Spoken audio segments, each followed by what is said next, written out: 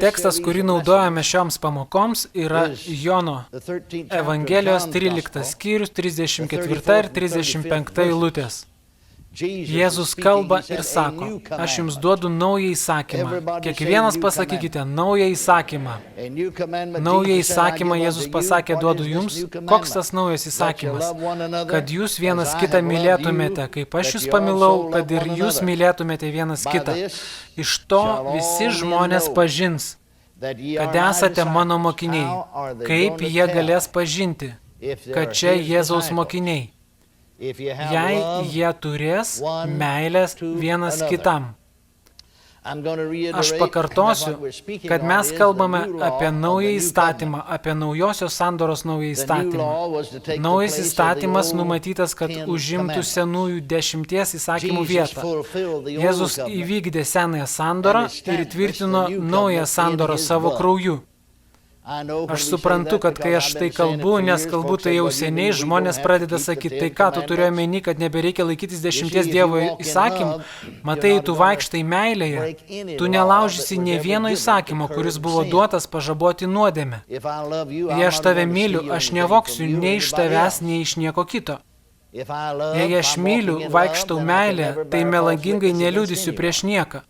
Dabar dar kartelį atkreipkite dėmesį į vieną iš mūsų skaitomų tekstų, Jono 13:35. Iš to visi žmonės supras, visi žmonės tiek pasaulyje, tiek bažnyčioje, visi žmonės reiškia visi žmonės visur, kad jūs esate mano mokiniai. Kaip jie supras? Jei turėsite meilę vienas kitam, štai pagal tai jie tiksliai galės nustatyti, štai tokiu būdu jie supras. Ši meilės rūšis nėra savanaudiška. Dievas taip pamilo pasaulį, jog atidavė, aleliuja, savo viengimį sūnų, tam, kad kiekvienas, kuris jį tiki, nepražūtų, bet turėtų amžinai gyvenimą. Meilės įstatymas mums duotas tiesiog čia, Jono 13:34, tekstas, kurį mes skaitome, duodu jums naują įsakymą, naują įstatymą. Matote, Dievo šeimos meilės įstatymas yra, kad jūs mylėtumėte vienas kitą. Kaip? Taip, kaip aš jūs pamilau. Kad taip mylėtumėte vienas kitą. Kaip jis pamilo mus? Ar todėl, kad mes nusipelnėme? Ne. Jis pamilo mus dar tuomet, kai mes buvome neverti meilės. Jis pamilo mus dar tada, kai mes buvome nusidėliai. Biblija taip kalba. Pagalvokite apie tai. Jei Dievas pamilo mus tokia didelę meilę, kai mes buvome nemylėtini, kol mes dar buvome nusidėliai, tada, kai mes buvome jo priešai, jis tada mylėjo mus. Ar manote, kad jis savo vaikus myli mažiau? Ar manote, kad jis savo vaikus myli mažiau? Ne. Ačiū Dievui, 1000 kartų ne. Ir mes turime mylėti lygiai taip pat. Matote, Biblija moko mus daryti gerą, mylėti savo priešus. Biblija moko mus daryti gerą tiems, kurie mums daro blogą. Mylėti taip, kaip Jėzus mylėjo. Jūs suprantate, kad yra natūrali žmogiška meilė ir yra dieviška meilė. Meilė, apie kurią mes kalbame, yra dieviška meilė, Dievo meilė, nežmogiška, natūrali meilė.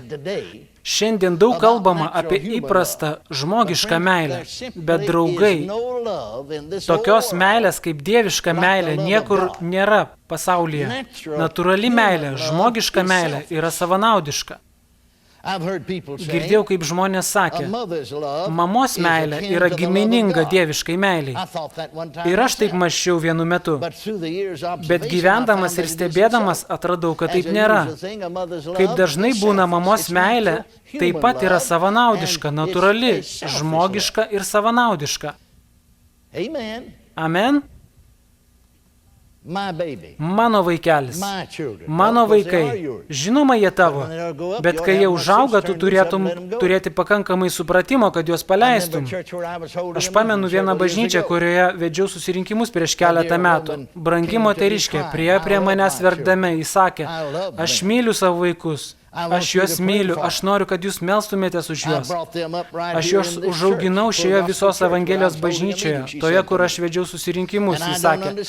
Ir aš nesuprantu, kodėl ne vienas iš jų nelanko bažnyčios, išskyrus mano mergaitę. Ji turėjo omeny savo vienintelę dukrą. Be jos dar turėjo 2 berniukus. Ši mergaitė grojo pianinu bažnyčioje. Ji vienintelė atėjo į bažnyčią. Tiesą sakant, vienas tos moters sūnus ką tik buvo pabėgęs iš namų, jam buvo apie 17 metų ir jis pabėgo. Moteris buvo našlė. Jis sakė, ne vieno nėra tokio bažnyčioje, kuris taip mylėtų savo vaikus kaip aš. Ji man tai pasakė. Aš atsakiau, sesė, tam turi būti kažkokia priežastis, dėl ko viskas įvyko, kaip įvyko. Aš pas jūs tik svečias, tik pakviestas pamokslininkas jūsų bažnyčioje, bet aš matau, kaip ta vargšė mergaitė sėdi prie pianino.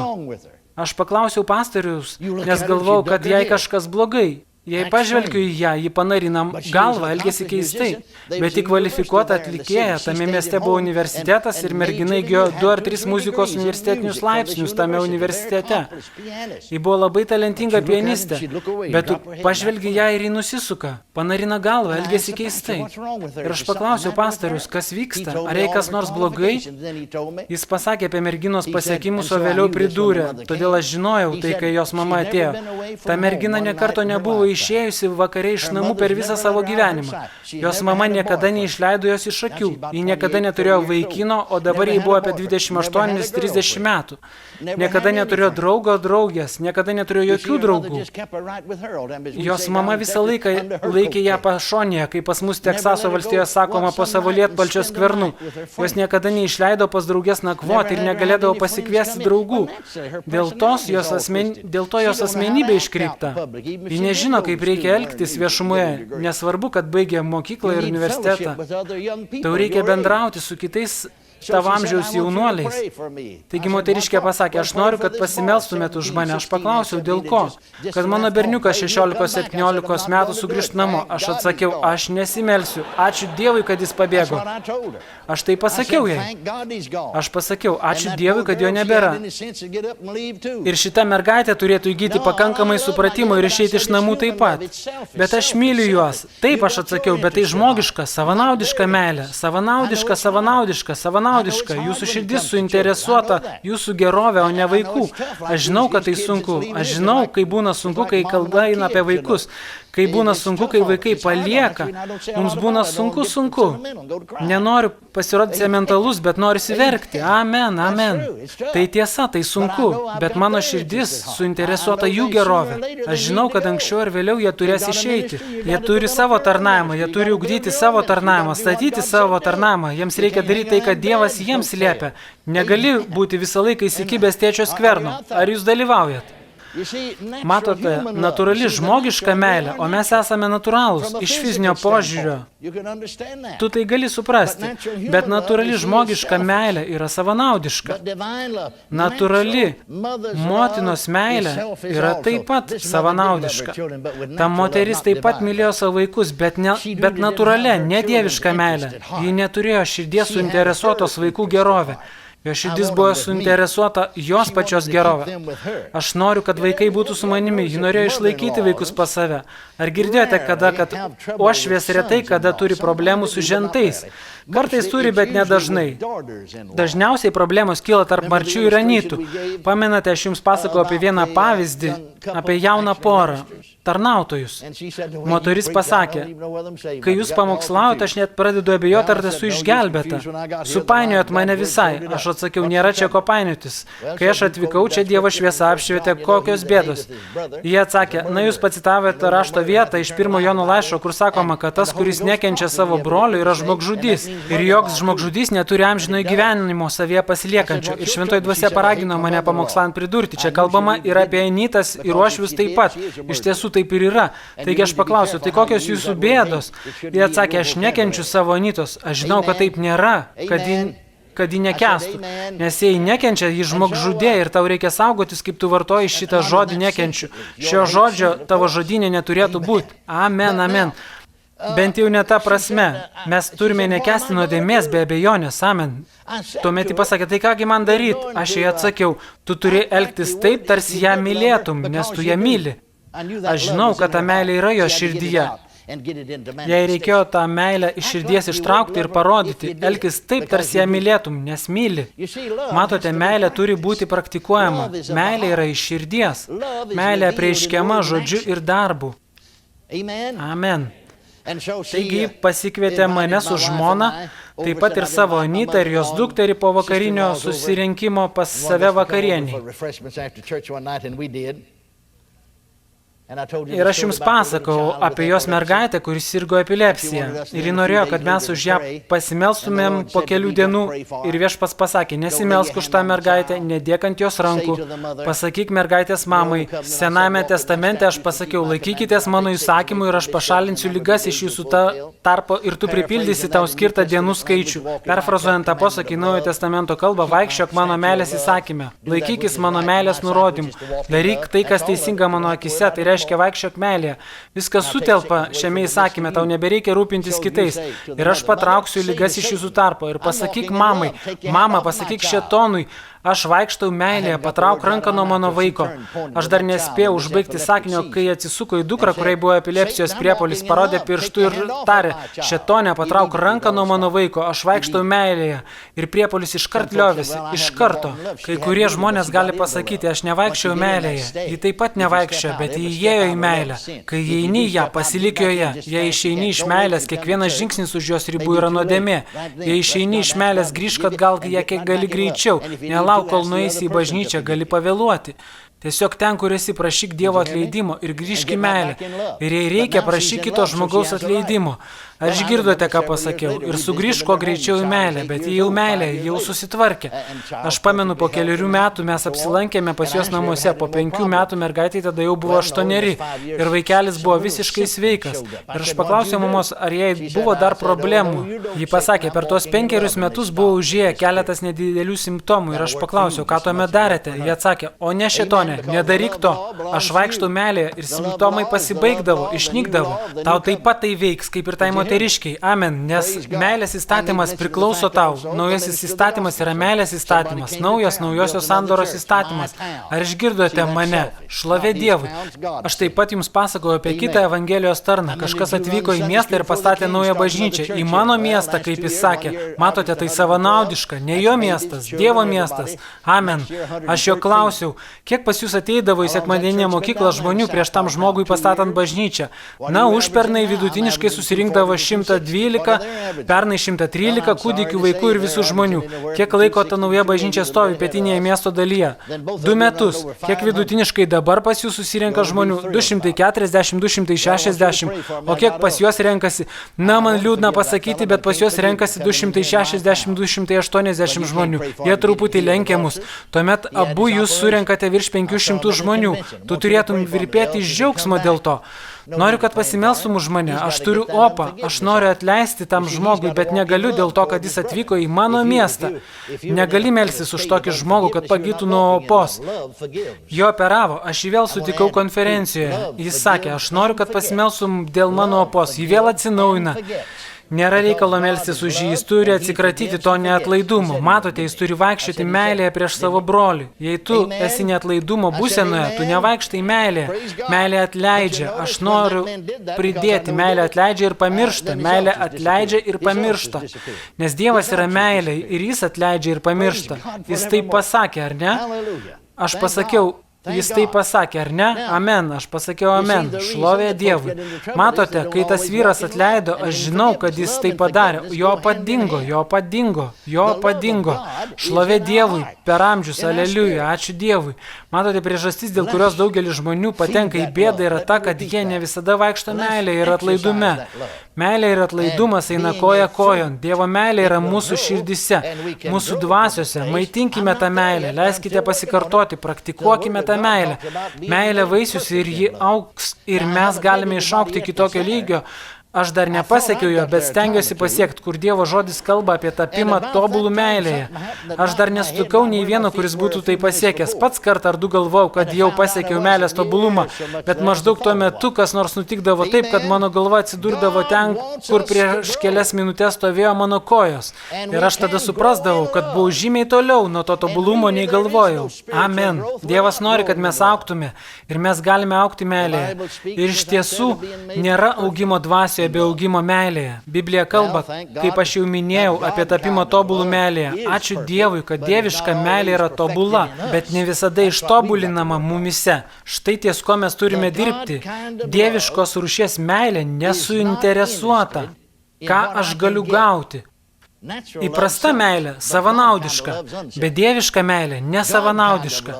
Dieviška meilė suinteresuota tuo, ką aš galiu duoti.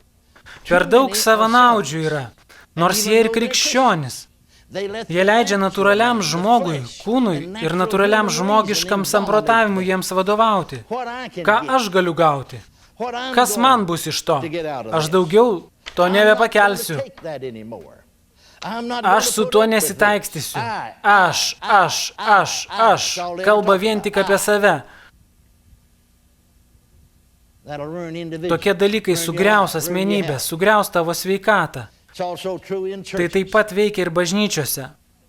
Aš pamenu vieną bažnyčioje, kurioje pastoriavau prieš man vedant žmoną. Buvau dar nevedęs jaunuolis, apie 20 metų. Aš nuomavausi kambarį pas vieną porą. Ir šeimininkas taip sakydavo, aš turiu tokią nuomonę ir jos laikysiuos. Mano nuomonė bažnyčioje tokia. Aš turiu teisę pareikšti savo nuomonę, kaip ir bet kas kitas. Aš jau nebebuvau pastoriumi toje bažnyčioje, o jis visur reiškė savo nuomonę tiek, kol galiausiai sugriovė viską. Savanaudiškumas sugriaus ir sužlugdys bažnyčią. Savanaudiškumas sugriaus ir sužlugdys santuokas. Savanaudiškumas sugriaus ir sužlugdys gyvenimus. Bet Dievo meilė visada nugalės. Aleliuja. Ar gali ištarti amen? Vaikščiok meilė, vaikščiok dieviškoje meilėje. Mes esame Dievo vaikai ir Dievo prigimtis yra mumise. O Dievo esmė yra meilė. Todėl mums yra natūralu pagal dvasią mylėti. Bet jei aš leidžiu savo išoriniam žmogui kūniškumui, kūnui ir mano natūraliam protui, jei jis nebuvo pakankamai atnaujintas Dievo žodžiu, vadovauti mano dieviškos meilės prigimčiai esančiai manyje, aš tą meilės prigimtį save laikau uždaręs kalėjime. Aš neišleidžiu tos meilės, kuri yra mano viduje. Tuomet, matote, mano dvasia kenčia, todėl tiek daug kenčiančių žmonių, jų dvasios frustracijoje. Tu neleidi savo dvasiai pasireikšti, tu laikai tą meilę kalėjime. Ar klausotės manęs? Tu Dievą laikai, taip sakant, kalėjime, savyje laikai šventąją dvasią kalėjime, savo viduje. Išleisk ją. Ką galima pasakyti apie šią dievišką meilę? Kokios jos charakteristikos? Ačiū Dievui, jos yra duotos mums. Atsiverskite su manimi 1 Korintiečiams laiško 13 skyrių. Gaila, kad karaliaus Jokūbo vertime šis žodis meilė, dieviška meilė, graikų kalboje, agapė, išverstas kaip labdarybė. Bet iš tiesų čia kalbama apie tą patį žodį, kuris verčiamas kaip Dievo meilė, išlietai į mano širdį. Ten tas pats graikiškas žodis. Taigi čia mes turime meilės atskleidimą. Pasižiūrėkime į jį detaliau. Atkreipkite dėmesį visų pirma į karaliaus Jokūbo vertimą. O paskui aš paskaitysiu iš savo mėgiamo išplėstinio Biblijos vertimo. Paskaitykime visų pirma iš karaliaus Jokūbo vertimo. Meilė ilgai iškenčia, ji maloni, meilė nepavydi. Ji nesididžiuoja ir nesikelia, nesielgia netinkamai, neieško savo naudos, nesavanaudiška, nėra lengvai išprovokuojama, nemąsto piktai, nesidžiaugia neteisybė, džiaugiasi tiesa, visą pakenčia, visko viliasi, viską ištveria. Meilė niekada nesibaigia. Baigsis pranašystės, paliaus kalbos, praeis pažinimas, bet ačiū Dievui, meilė niekada nesibaigs. Kaip aš jau sakiau, man patinka išplėstinis Biblijos vertimas, jis mano mėgstamiausias. Meilė ilgai ištveria, Čia 4 eilutė iš Plėstinio vertimo. Meilė ilgai ištveria ir yra kantri ir maloni. Daug žmonių ištveria ilgai, bet jie nėra kantrus ir malonus tai darydami. Jie tiesiog ilgai kenčia, nes taip reikia. Kai kurie žmonės sako, aš kenčiau visą laiką, daugiau nebekentėsiu. Bet ačiū Dievui, meilė, Dievo meilė mumise ištveria ilgai. Tai būna sunku kūnui, bet tai tau į naudą. Ir ji kantri ir maloni. Meilė niekada nepavydi ir neužverda pavydų. Matote, tai prigimtinė, žmogiška meilė pavydi. O šios rūšies meilė neužverda pavydų. Tęskime skaityti. Meilė nesigiria ir tuščiai nešlovina savęs. Nerodo savęs išdidžiai. Ji nėra išdidi, arogantiška ir pripūsta išdidumo. Ji nėra šiurkšti ir nemandagi ir nesielgia nepadoriai. Meilė, Dievo meilė mumise nereikalauja savo teisių arba savo kelio. Does not insist on its own rights or its own way, for it is Nes neieško savo naudos. self-seeking. Aš norėčiau, kad skirtumėte šiek tiek laiko, kad tos tiesos įsigertų į jūs. Jūs galite matyti, kad šios rūšies meilė yra tobula. Bet taip pat galite matyti, kad mes dar nesame ištobulinti joje. Dėl šios priežasties Paulius sakė, aš nemanau, kad jau esu tobulas, bet vieną darau. Užmirždamas, kas už manęs, aš veržiuosi į priekį, į tikslą aukštybėse, kad gaučiau atlygį už Dievo pašaukimą Kristuje Jėzuje. Ir kai tu pasieksi, tai tą vietą, kur ši meilė taps tobula tavyje, jūs galite matyti, kad ši meilė jau pati savyje yra tobula. Ar galite tai matyti? Amen? Gerai. Taigi, aš noriu, kad pamatytumėte, paskaitysiu tai dar kartą. Meilė, Dievo meilė mumise nereikalauja savo teisių ar savo kelio, nes ji nėra ieškanti savo naudos. Kažkas pasakys, taip, bet aš žinau, kas man priklauso. Aš turiu savo nuomonę ir jos laikysiuosi. Aš turiu savo teisės ir laikysiuosi jų. Nesvarbu, kiek tas laikymasis gali sužeisti kitą. Prisiminkime Romiečiams laiško 13 skyrių. Mes skaitome nuo 10 eilutės. Meilė nedaro nieko blogo. Gali skaityti ir taip. Meilė nedaro nieko, kas žeidžia artimą. Todėl meilė yra įstatymo išpildymas. Mes praeitą vakarą akcentavome, kad jis mums davė keletą įsakymų čia ir pasakė, ir kiti įsakymai gali būti sutraukti į šį. Mylėk savo artimą kaip save patį. Ir Dievas pasakė, laikykitės mano nurodymų ir įsakymų ir pašalinsiu ligas iš jūsų tarpo. Ir tada, kai jie laikydavosi tų nurodymų, lygos būdavo pašalinamos iš jų tarpo. Ir jei aš vaikštau meilėje, lygos bus patrauktos nuo manęs. Aš turiu būti labai atidus tam.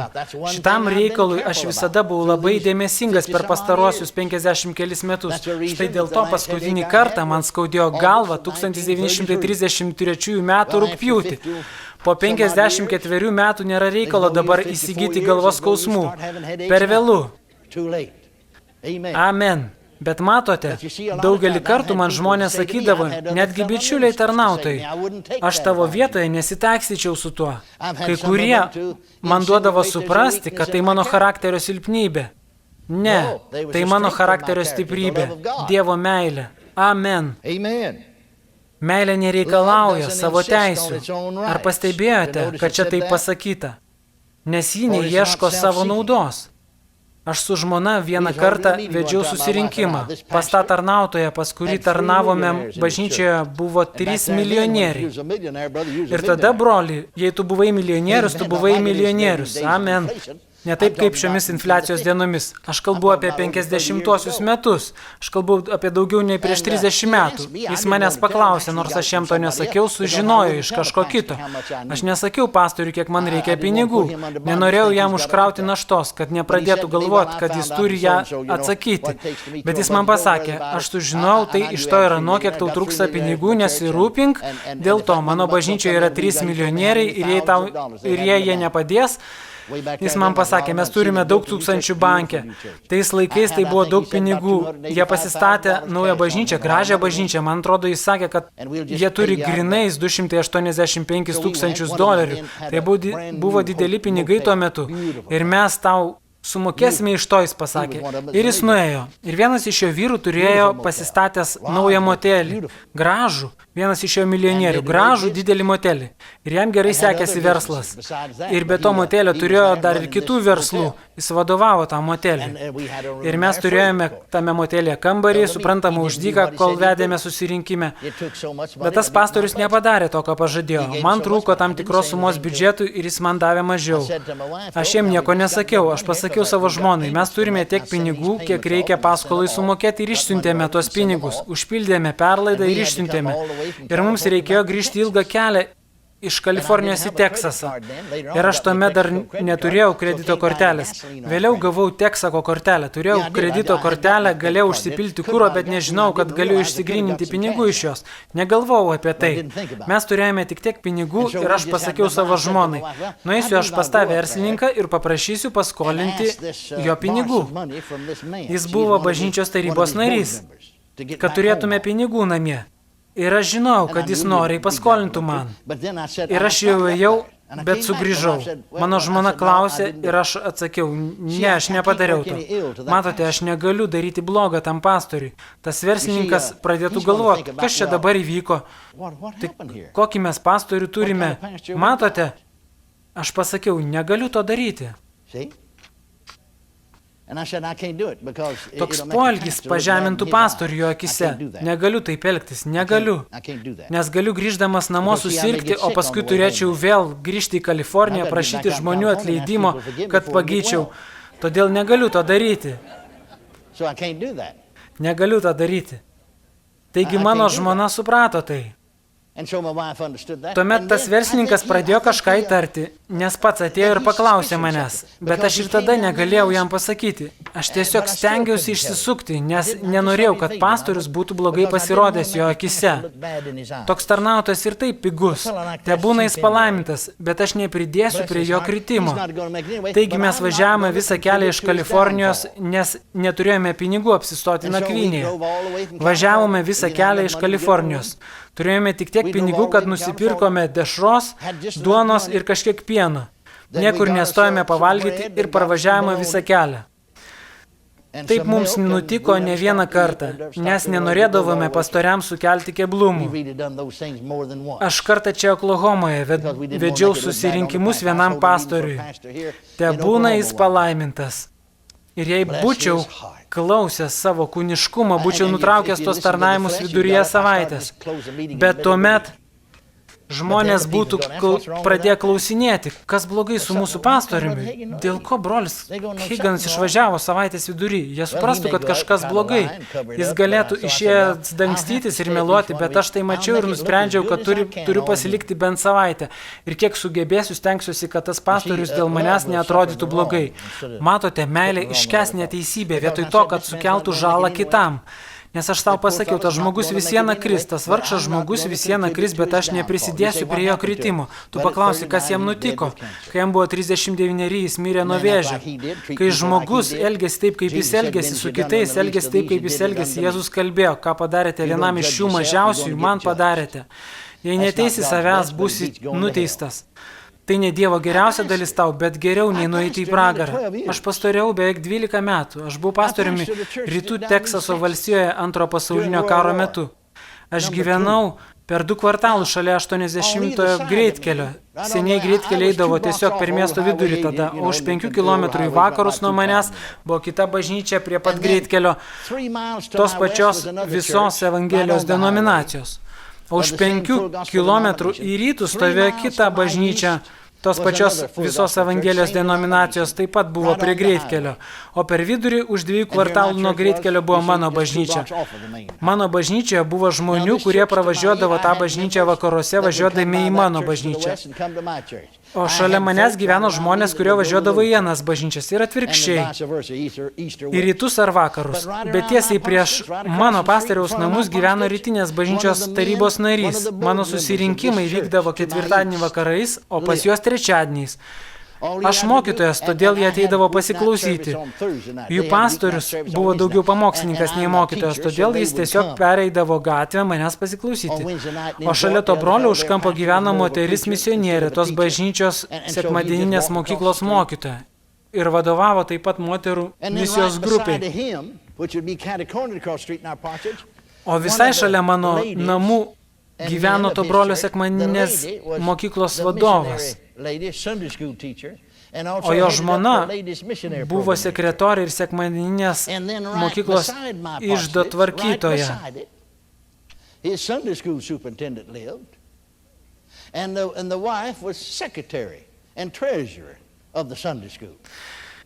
Net kai kurie mano bažnyčios tarybos nariai siūlė, kad aš paraginčiau juos pereiti į mano bažnyčią ir perimčiau juos.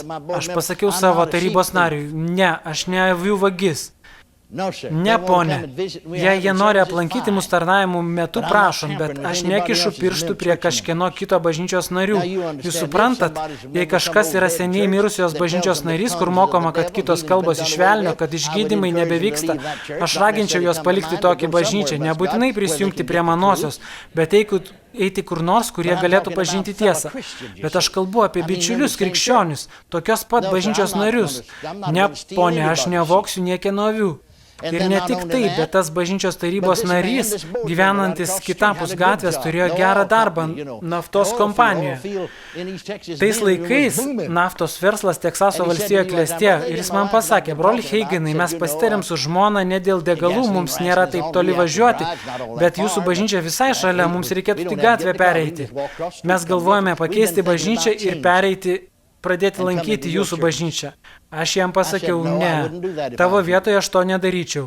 Matot, aš šitą žinojau, mes gerai sutarėm su anos bažnyčios pastorium. Jų bažnyčia buvo pastatyta iš plytų, kas tuo metu visos Evangelijos bažnyčiai buvo labai neįprasta. Mano bažnyčia buvo karkasinė, kita bažnyčia į vakarus nuo manosios taip pat buvo karkasinė. Visame rytų Teksase iš 80 mūsų denominacijos bažnyčių tik 3 buvo mūrinės ir ši buvo viena iš jų. Ir jiems buvo nelengva mokėti paskolą už tą pastatą. Jiems reikėjo finansų, be jo paramos jie tiesiog būtų neišsimokė. Ir aš pasakiau, ne, nepereik į mano bažnyčią, gali lankytis, kada tik nori, bet jiems reikia tavo dešimtinių ir finansų. Aš nekenksiu ir neskaudinsiu savo brolio. Jis pasakė, broli Heigenai, aš dėkoju už tai, ką pasakei. Aš pasakiau, ne, pasilik ten, jiems reikia tavęs. Aš žinau, kad jiems reikia tavęs tavo finansų, nedaryk to. Dabar sekmadieninės mokyklos sekretorė užpyko ant pastoriaus ir žinojo, kad aš jų nepriimsiu, bet uošvis viešėjo pas mus ir kai mes grįžome, mano uošvė pasakė, viena moteris atnešė pinigų ir norėjo, kad jūs juos paimtumėte. Aš savo dvasioje žinau, kad tai buvo ta moteris ir jos dešimtinės. Kai aš apibūdinau tą moterį, kaip jie atrodė, ji gyveno gretimame name, pažėmė pro langą ir mano uošvė pasakė, taip, tai aš pasakiau, tai jos dešimtinės. Taigi aš nuėjau pas ją ir pasakiau, čia tavo dešimtinės, ar ne? Ji pasakė, na taip, aš supykau ant to ir ano brolio. Aš pasakiau, paimk tas dešimtinės ir nunešk jam, man jos nepriklauso. Meilė nedaro pikto, nežeidžia, nei vieno. Ji pasakė, aš nenešiu jam tų pinigų. Aš pasakiau, gerai, aš pats jam nunešiu. Aš nuėjau ten ir pasakiau, broli, čia tokios ir tokios sesers dešimtinės. Jie atnešė pinigus ir davė mano uošviai, kai manęs nebuvo namie. Ir aš žinau dvasioje, kad tai neteisinga. Jis pasakė, broli Heigenai, geriau tu turėk tos pinigus. Aš atsakiau, aš jų nenoriu, jie priklauso tau. Aš jos paklausiau, ji man pasakė, aš ką tik kalbėjau su J.D. savo vyru ir savo mažyliu, koks jo vardas, Laris. Prisijunkime prie brolio Heigeno bažnyčios. Aš pasakiau, neprisijungsit. Aš neprieštaraučiau, jei J.D. arba Laris prisijungtų, bet tavęs aš nenorėčiau. Bet jie tai nenori prisijungti prie mano bažnyčios. Aš nenoriu tave savo bažnyčią. Ji pasakė, kodėl? Aš atsakiau, aš nenoriu, kad tu apie mane kalbėtum, kaip kalbėjai apie savo pastorių. Grįžk atgal ten, kur priklausai. Ir ji grįžo ten, kur priklauso. Galiausiai ta šeima, kuri gyveno už kampo per gatvę. To šeimos vyras nustojo vaikščioti į aną bažnyčią ir pradėjo lankytis mano tarnavimuose visą laiką.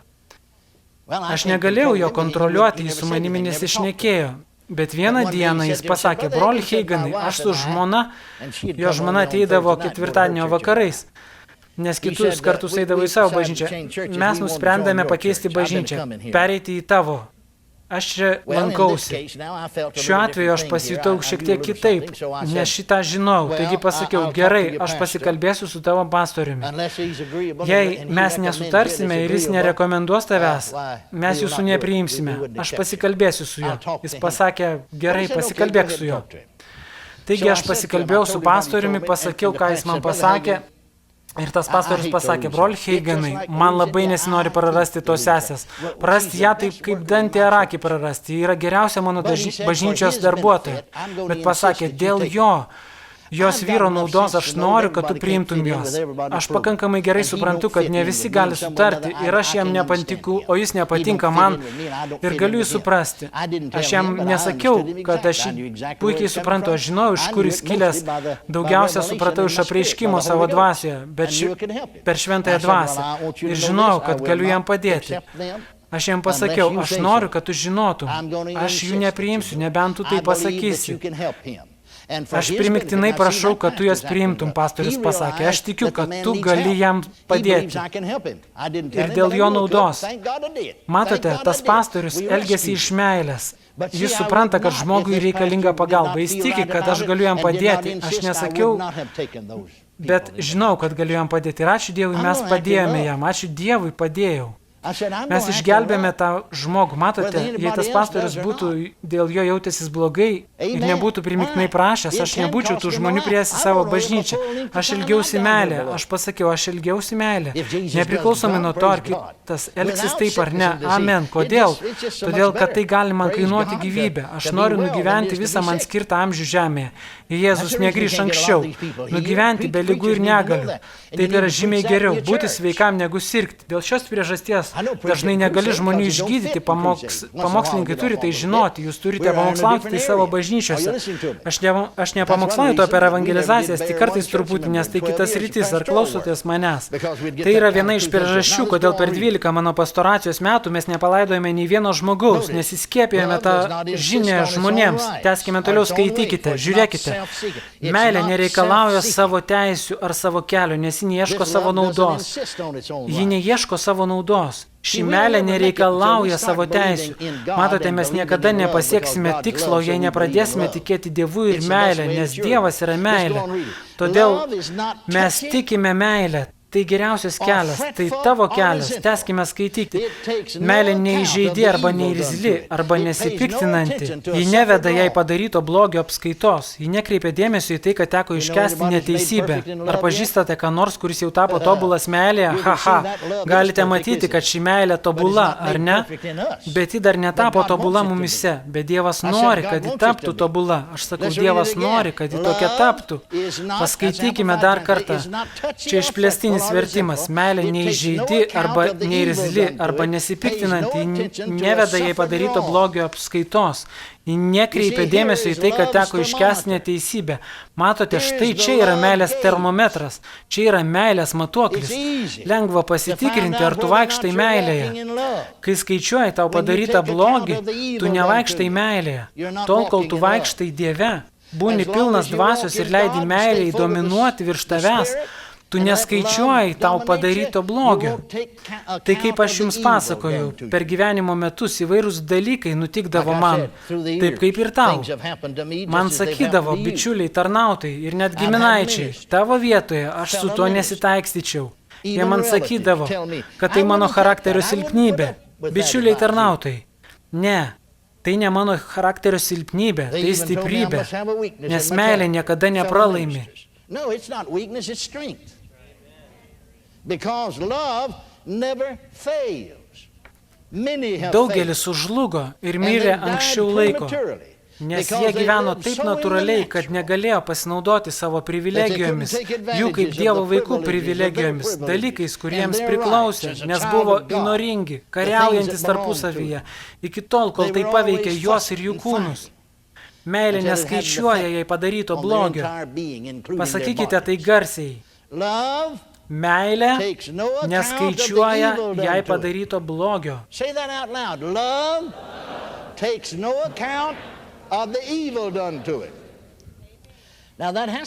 Tai turi būti dieviška meilė, ar ne?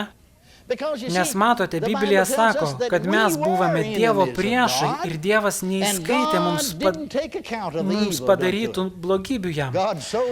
Dievas taip pamilo pasaulį. Aleliuja. Kad jis atsiuntė Jėzų atpirkti mus, kol mes dar tebebuvome nusidėliai. Meilė nekreipia dėmesio į patirtą neteisybę. Ar matai, kaip tai galėtų sutvarkyti daugelį dalykų? Tavo gyvenime. Ar gali matyti, kaip vaikščiojimas meilė galėtų sutvarkyti dalykus namuose ir bažnyčioje ir tautoje, kai vyrai ir moteris tampa Dievo vaikais ir gauna Dievo meilę į savo vidų, nes Dievo meilė būna išlieta jų širdis. Ir tada gyvena Dievo šeimoje kaip meilės vaikai. Tęskime skaityti. Čia išplėstinis Biblijos vertimas 1 Korintiečiam 13 skyrius nuo 4 iki 8 eilutės. Meilė pakelia viską. Meilė nesidžiaugia neteisybė ir neteisumu, bet džiaugiasi, kai tiesa ir teisingumas laimi. Meilė atlaiko viską dabar ir pasiruošusi tam, kas ateina. Šlovė Dievui. Kažkas pasakys, aš tiesiog negaliu daugiau iškęsti. Meilė gali. Aš daugiau negaliu to pakęsti. Meilė gali. Aš nebegaliu jos pakęsti. Meilė gali. Pagalvok apie tai. Dievas pakenčia mus visus. Matote, čia tas senas natūralus žmogus ir natūrali žmogiška meilė, kuris sako, aš negaliu su tuo taikstytis. Dieviška meilė nepalūžta po bet kuo. Tęskime skaityti. Meilė yra visada pasiruošusi tikėti geriausių kiekviename žmoguje. Ar pastebėjote, kad natūrali žmogiška meilė pasiruošusi tikėti blogiausių kiekviename žmoguje? Aš taip ir žinojau, kad jis tai sugeba.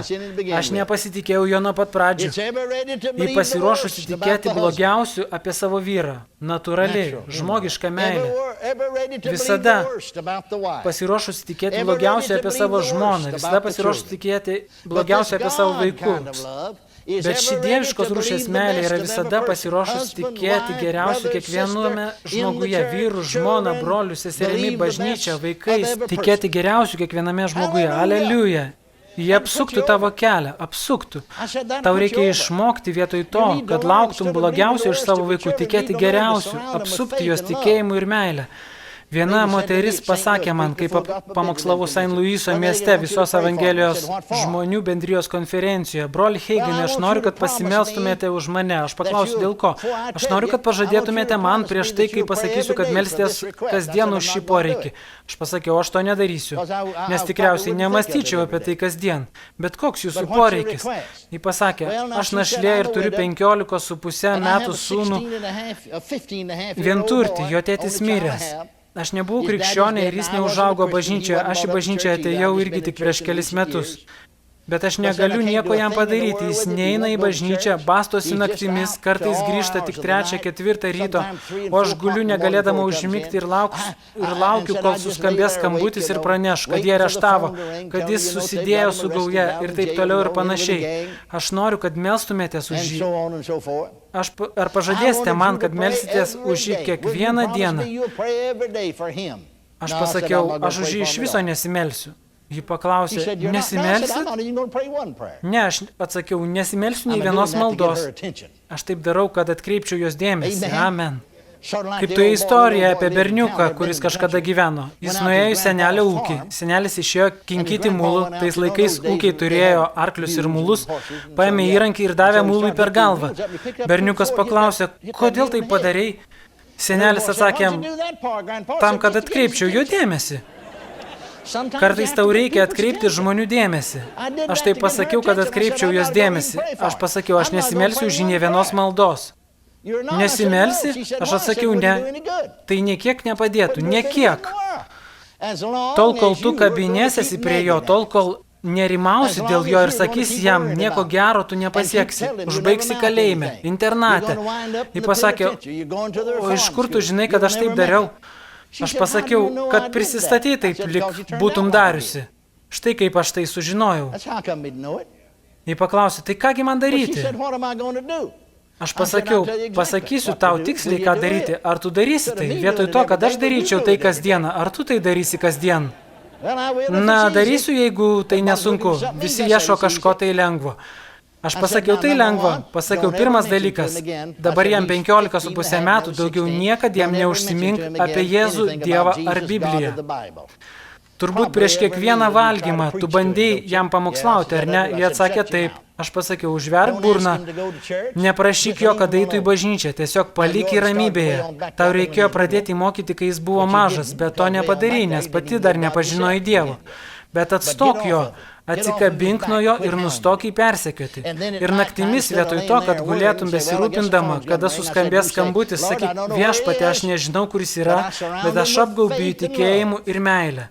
Aš apgaubiu jį tikėjimu ir meilę. Aš netikiu, kad jis atsidurs pataisos kolonijoje. Netikiu, kad jis atsidurs kalėjime. Netikiu, kad jis atsidurs internate. Aš tikiu, kad jis bus išlaisvintas ir palaimintas ir išgelbėtas. O tada pasakiau, eik miegot. Turėtų būti sunku, bet sugebėsi. Nuvykau ten po 15 mėnesių. Konferencija vyksta kiekvienais metais, bet dar 3 mėnesiai prisidėjo, tai po 15 metų. Ir aš kalbėjau konferenciją, o po susirinkimo priėjo moteris, visa gyvybinga ir maloni, paspaudė man ranką ir pasakė, jūs manęs neatpažįstate. Jie atrodė labai pasikeitusi, žymiai jaunesnė, gražesnė. Aš pasakiau, ne, neatpažįstu. Jie pasakė, ar pamenate, kai pernai prašiau, kad melstumėtės už mano berniuko. Aš pasakiau, kad melšiausi kasdien. Tai jūs ta moteris, taip, tai aš. Ir aš pasakiau jums, praėjau per baisų laiką, turėjau pradžioje kandžioti liežuvį, kad nieko nesakyčiau, bet padariau tai, ką sakėte. Praktikavau tai kaip religiją, tai, ką liepėt, kiekvieną dieną. Aš jo daugiau neprašiau, jis grįždavo 4 ryto ir aš sakydavau, viešpatie, aš apgaubiu tikėjimu ir meilę. Aš pasakiau, tai turbūt ne mažiau kaip 10 000 kartų. Ir štai praėjo 15 mėnesių, jam jau greitai bus 17 ir per tą laiką nekviečiau jo į bažnyčią, nesakiau jam nė žodžio. Bet jis grįžo kartą 4 ryto, aš girdėjau, kaip duris atsidarė sekmadienio rytą, bet jis atsikėlė pusryčiams ir pasakė, tiki ar ne, aš noriu šiandien eiti į sekmadieninę mokyklą ir į bažnyčią šį rytą. Aš jam pasakiau, ne, tau nereikia eiti, grįžai 4 ryto, tau reikia pailsėti. Bet aš noriu eiti. Matot, prieš tai jį persekiodavo ir pykdė. Taigi jis nuėjo. Kitą sekmadienį tas pats. Grįžo 4 ryto, atsikėlė pusryčių ir pasakė, eisiu su tavimi sekmadieninę mokyklą ir į bažnyčią šį rytą. Mama atsakė, ne, nereikia tau eiti. Grįžai 4, tau reikės eiti į mokyklą rytoj, pasilik ir ilsėkis. Ne, bet aš noriu eiti. Ir nuėjo. Jis pasako, jis nuėjo tą patį sekmadienio vakarą dar kartą į bažnyčią, kai buvo kvietimas atgailauti, išėjo į priekį ir buvo išgelbėtas. Ir buvo pripildytas šventosios dvasios. Ir jis pasako, iki tol iš 100% buvo atsidalęs velniui, o dabar 120% Dievui. Jis sakė, aš tikiu, kad jis taps pamokslininku. Ačiū, kad padėjote man. Amen. Aš pasakiau, šlovė Dievui. Jis pasakė, ačiū Dievui, aš turiu naują berniuką. Jie apsisuko ir nuėjo, bet paskui sugrįžo ir pasakė, dar kai ką pasakysiu, jis turi visiškai naują mamą. Aš nebe tas pats žmogus, kuris buvo. Aš nebe ta pati, jį pasakoja, aš kartais įžnybiu savo ir pasakau, ar tai tikrai tu? Jis sako, aš visą laiką rūpindavausi, o dabar nesirūpinu, aš išmokau pavesti tai viešpačiu, šlovė Dievui. Man kartą paskambino mūsų darbuotojas. Aš neviešinu savo numerio, bet jis turbūt įgavo iš Keno. Jo sūnus pradėjo vartoti narkotikus. Ir jis norėjo maldos. Ir aš pasakiau jam, ką daryti. Aš pasakiau, neieškok jo, palik jį ramybėje. Tiesiog apsuk jį tikėjimu ir meilę. Ir aš parodžiau jam, kaip tai padaryti. Ir šiandien tas vaikinas misionierius. Šlovė Dievui. Aš pasakiau, šlovė Dievui. Apgaubkite tikėjimu ir meilę. Meilė niekada nepralaimi. Aleliuja. Meilė visada pasiruošusi tikėti kuo geriausiu kiekviename žmoguje. Vaikai turėtų teisę būti auginami šitokios meilės atmosferoje. Tuomet jie eis į gyvenimo kovas ir laimės jas. Bet kai tu matai blogiausią savo vaikuose, visada sakai jiems, kad tu nieko nepasieksi, tu nepadarysi to, tu nepadarysi ano, jie pasieks tai, ką tu sakai. Amen. Jie gali daryti klaidų, bet Amen. Though they may have missed it. Bet kai tu matysi geriausia juose ir mylėsi juos teisingai, tai ištrauks iš jų tai, kas geriausia ir jie pasieks kažko gyvenime.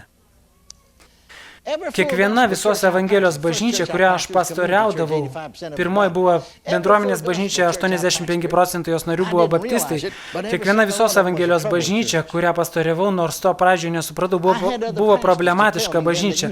Man kiti pastoriai sakydavo, kai aš pastoriaudavau, aš nesuprantu. Štai tie patys žmonės, jie įvardindavo jos, tapo stiprus krikščionis. Vienas iš tokių aukojo 30% savo pajamų bažnyčiai. Jis sakė, kai aš pastoriavau, jis tokių jokių dešimtinių nemokėdavo, nevaikščiodavo į bažnyčią.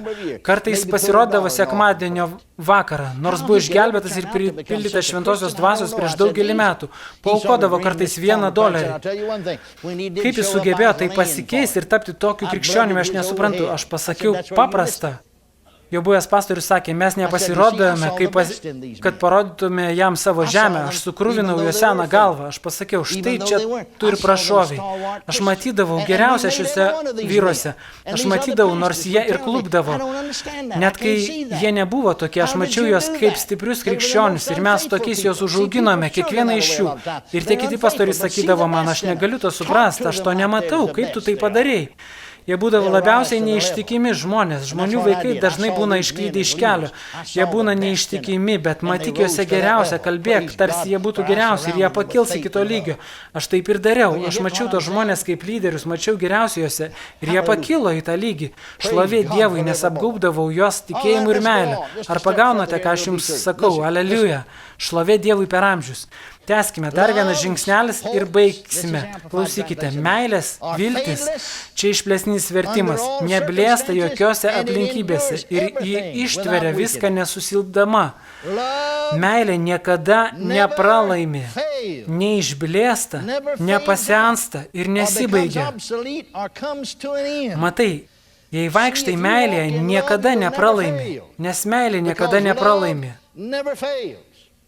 Mus domina dvasinės dovanos ir turi dominti, bet visų pirma, mus turi dominti meilė. Pranašystės liausis. Ką jis turi omeny? Jos baigsis, nes jos bus įvykdytos. Kitos kalbos liausis. Ten nebereikės kalbėti kalbomis. Pažinimas išnyks, bet ačiū Dievui, meilė niekada nesiliaus.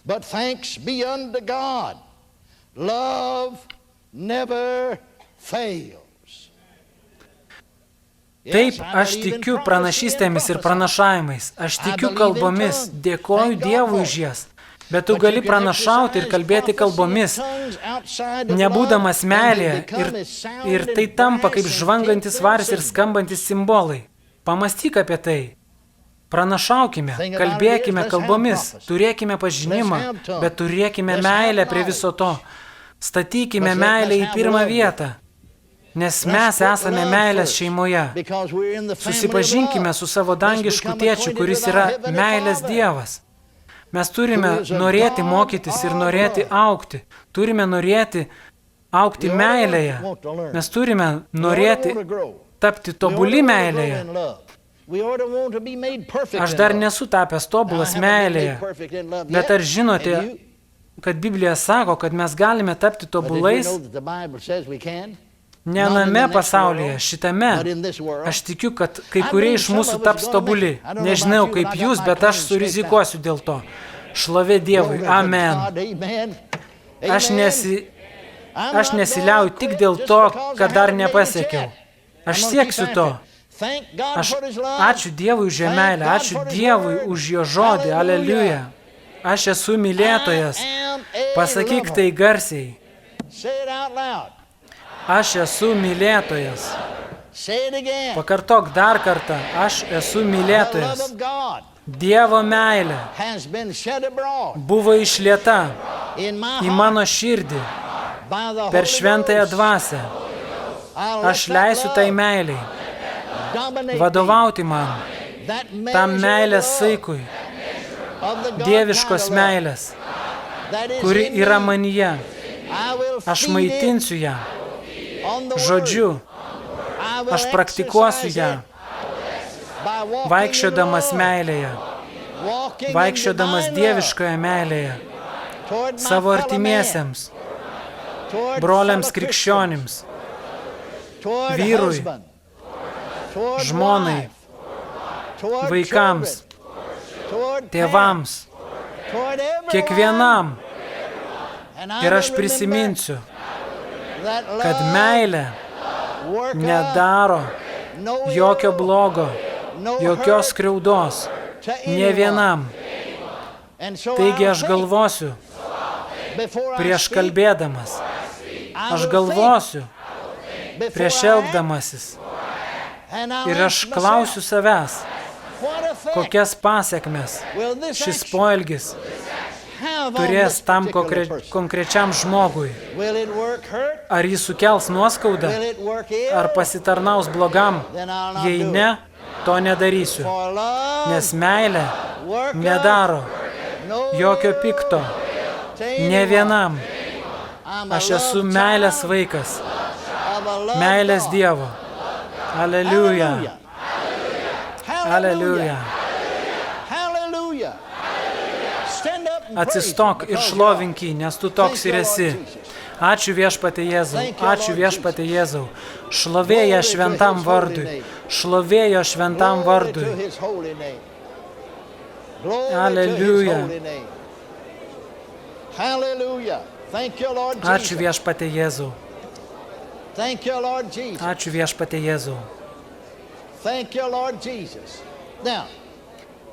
Jei neturi išplėstinio Biblijos vertimo, pasiskolink iš ko nors. Ji nepakeičia esmės, tiesiog kai kurias vietas aiškiau atskleidžia, praplečia. Išsirašyk tas 4 eilutes, nuo 4 iki 8 eilutės. Užsirašyk jas ant kortelės, pasikabink jas bent prie veidrodžio vonioje. Skaityk jas kiekvieną rytą. Aš pasakysiu jums, jei vyrai ir žmonos bent skaitytų tai 6 savaitės ir praktikuotų, jų namai pavirstų dangumi žemėje. Kiti užėję į tuos namus galėtų jausti tą meilės atmosferą. Amen. Aš pasakiau amen. Ir jei jūs vyrai niekada neprašėte žmonos atleidimo, turėtumėte pradėti tuoj pat, nes jau vėluojate. Amen. Ir jei jūs, žmonos, niekada neprašėte savo vyro atleisti jums, turėtumėte pradėti tuoj pat.